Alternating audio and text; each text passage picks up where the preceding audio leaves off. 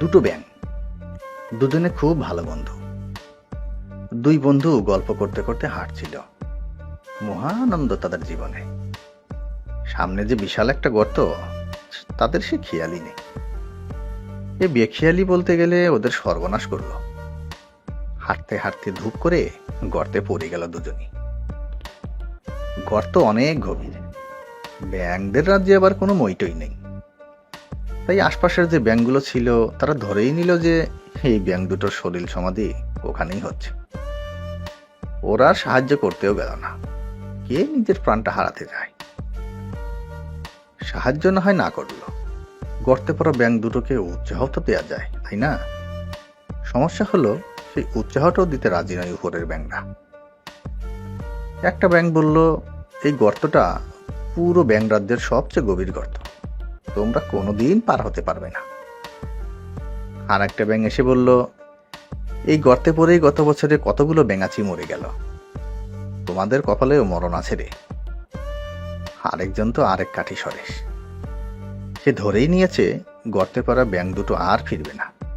সে বলে বসলো, ওদের পরিবারকে খবর দিয়ে না হয় নিয়ে আসি, প্রিয়জনকে শেষ দেখা দেখে নিক। এইরকম ভয়াবহ ডিমোটিভেটিং কথাবার্তা শুনেই গর্তের একটা ব্যাঙ ভয়ানক হতাশ হয়ে গেল। লাফালেও যে কিছু দূর এগোনো যায়, চেষ্টা করা যায়, সেসব ভুলে হতাশায় পড়ে চেষ্টা করাই ছেড়ে দিল। আরেকটা ব্যাঙ ছিল, সে কিন্তু হাল ছাড়ার পাত্র নয়। সে গর্ত থেকে লাফিয়েই গেল। ওপর থেকে ব্যাঙরা যতই হতাশাজনক কথা বলে, ব্যাঙটা ততই জোরে জোরে লাফাতে থাকে। প্রতি লাফে একটু একটু করে উপরে উঠতে থাকে সে। ঘন্টাখানেক পর গর্তের পাশে তখন ব্যাঙদের ভিড় জমে গেছে। বিশাল এই ব্যাঙ জনতাকে অবাক করে দিয়ে সেই ব্যাঙটা অত্র এলাকার সবচেয়ে গভীর গর্ত থেকে লাফিয়ে বের হয়ে আসলো। অন্য ব্যাঙটা আর চেষ্টা করেনি, সে গর্তে বসে প্রহর গুনছে। এতক্ষণ গর্তের পাশে বসে যে ব্যাঙগুলো হতাশাজনক কথাবার্তা বলছিল, তারা হতবাক। বিস্ময়ের রেশ কাটতেই তারা জিজ্ঞেস করলো, কিভাবে পারলো সে? ব্যাঙটার জবাব কি ছিল জানো? ব্যাঙটা বলেছিল, আমি আসলে কানে ভালো শুনতে পাই না। উপর থেকে তোমরা চিৎকার করছিলে দেখে মনে হলো তোমরা উৎসাহ দিচ্ছ আমাকে আরো জোরে লাফানোর জন্য। আমি তাই আরো জোরে লাফিয়েই গেলাম। একসময় দেখি পার হয়ে গেছি। আমার বন্ধুটা কেন জানি লাফাচ্ছিল না, ওকে এখন আবার বলি গিয়ে জোরে লাফাতে।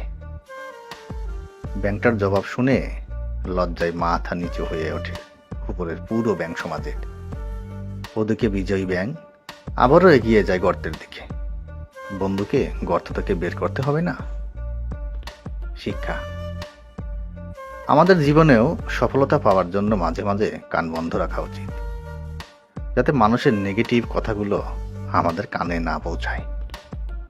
যতক্ষণ পর্যন্ত না আমরা সফল হচ্ছি, ততক্ষণ পর্যন্ত যেন লেগে থাকতে পারি।